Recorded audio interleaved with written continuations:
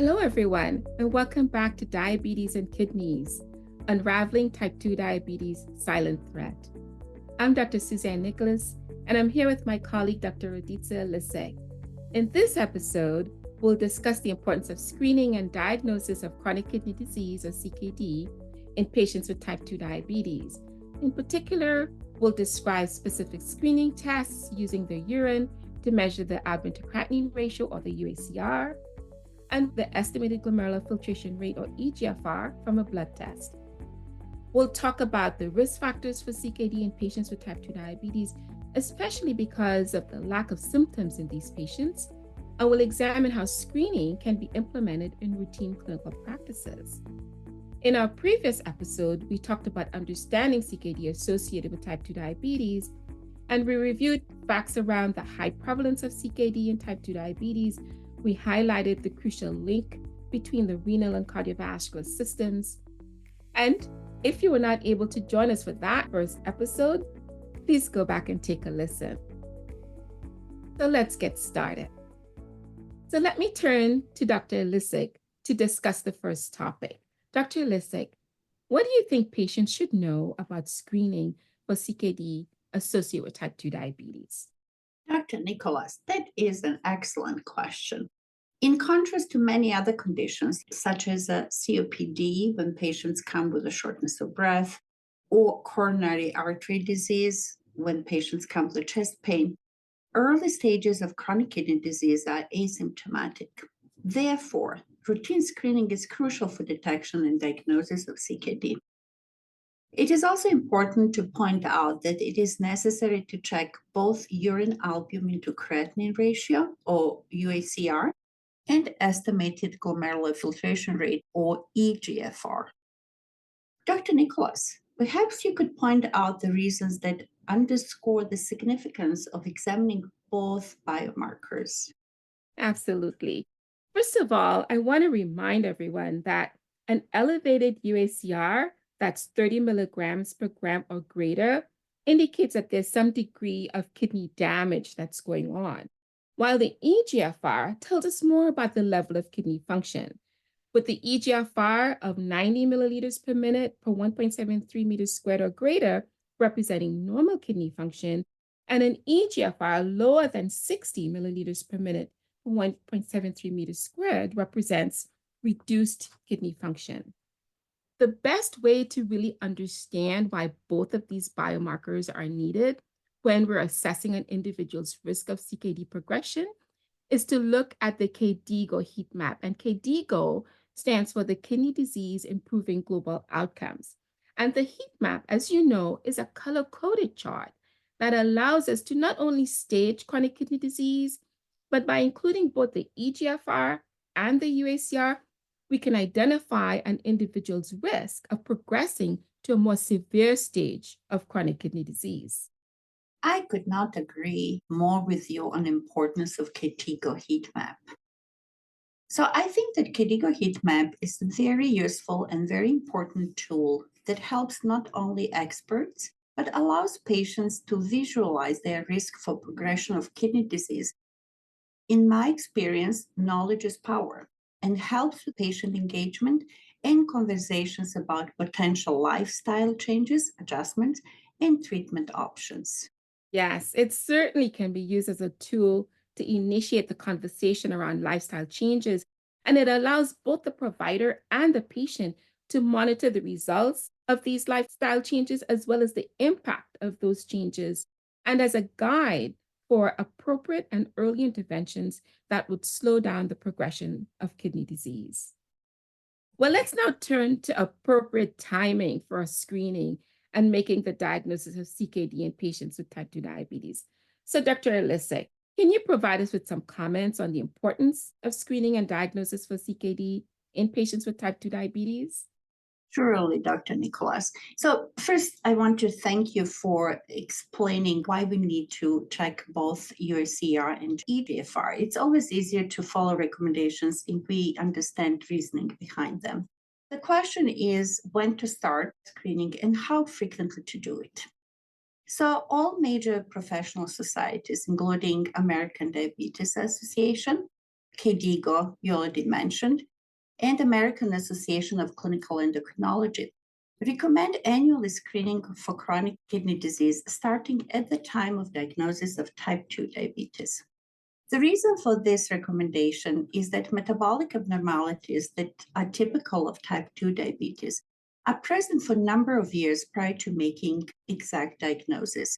If patient is not diagnosed with chronic kidney disease, we need to continue to screen them annually.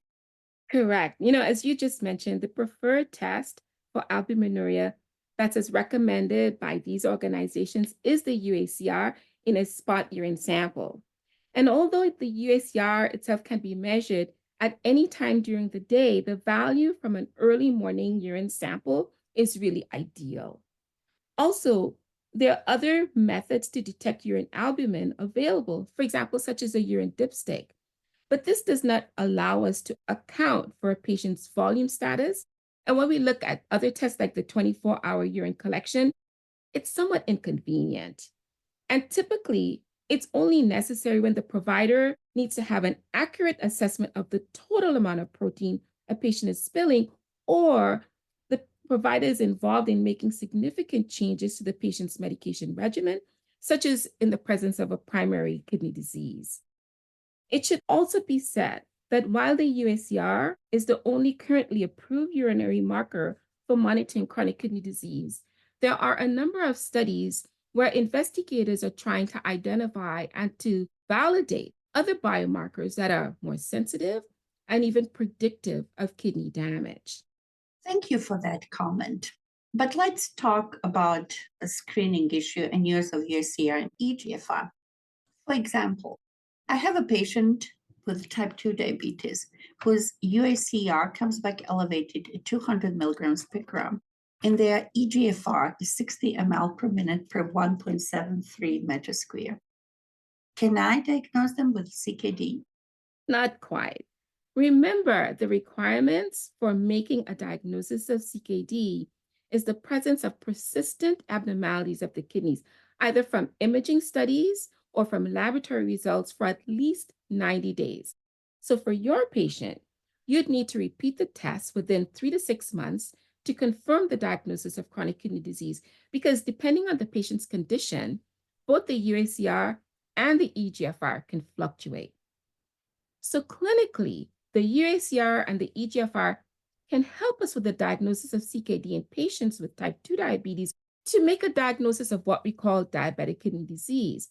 But it is a kidney biopsy that is actually the gold standard for a diagnosis of diabetes-specific kidney disease or diabetic nephropathy. In 6 months, my patient comes back and their UACR is still moderately increased at 230 milligrams per gram, and their eGFR is now 60 ml per minute. Because changes are present for more than 90 days, according to guidelines from professional societies, I can make a diagnosis of CKD. And this is a very good example on how to benefit from use of KDIGO heatmap. It helps in initial discussion with the patient because it demonstrates CKD stage and helps visualize their risk of progression of kidney disease. For instance, my patient is in G2A2 category, putting them at moderate risk for progression. Furthermore, KDIGO heatmap helps me guide monitoring, determine frequency of visits, treatment, and need for referral to you or one of your colleagues. Absolutely. So for those patients who already have chronic kidney disease, as you've identified with your patient, monitoring their UACR and their eGFR, let's say 1 to 4 times per year, is recommended. Of course, it depends on the stage of their chronic kidney disease. So with your patient, annual checks of UACR and eGFR should be fine. However, once the eGFR starts to fall below 60, or the UACR increases above 30, and in this case, the UACRs remain very elevated, you may need to have more frequent monitoring. And you want to start to think about referring to a nephrologist such as myself, particularly if the eGFR starts to decline very rapidly and the UACR makes significant increases. So there are other indicators for referring a patient to a nephrologist. And they may include things such as the patient achieves nephrotic range level of proteinuria, or they develop gross hematuria, or their blood pressure becomes too difficult to control. Excellent. Thank you so much for that clarification. Okay, so apart from albuminuria and eGFR, we should not forget that we need to address other risk factors for progression of chronic kidney disease in diabetes, such as uncontrolled diabetes. So we have to improve control of hyperglycemia in these patients, hypertension, hyperlipidemia, and also talk about dietary patterns and weight management. Anything else you would like to add to this, Dr. Nicholas? Yes, indeed. They're both traditional and non-traditional cardiovascular risk factors might exist in these patients. So it's important to have a comprehensive approach to assessing how they are in terms of understanding chronic kidney disease. And this then enhances our ability to assess their cardiovascular risk. So let's talk now about the importance of screening and diagnosis. Okay, so we just stressed how important it is to detect elevated albuminuria or low eGFR by screening. Unfortunately, it looks like studies are demonstrating that we are not doing a very good job checking either of these biomarkers, or especially both of these biomarkers. Is that correct? Exactly correct. In fact, there's one study where they looked at over 500,000 patients with type 2 diabetes, and they assessed the rate of UACR testing as well as the rate of eGFR testing.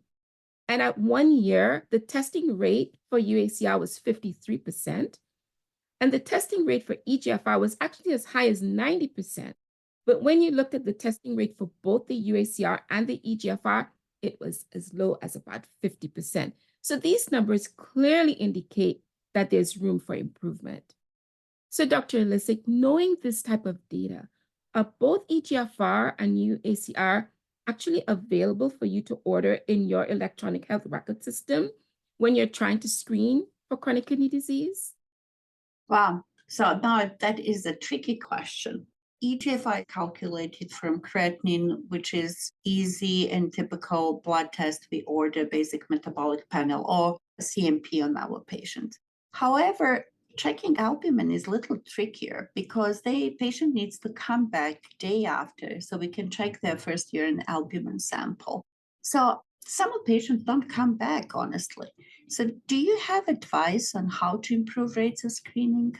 In my own practice, the way that I try to facilitate this testing is that I would give the patient a labeled plastic container so that they can then bring in their morning urine sample when it's more convenient for them. And that typically increases the chances that they'll come back and bring the test to the lab.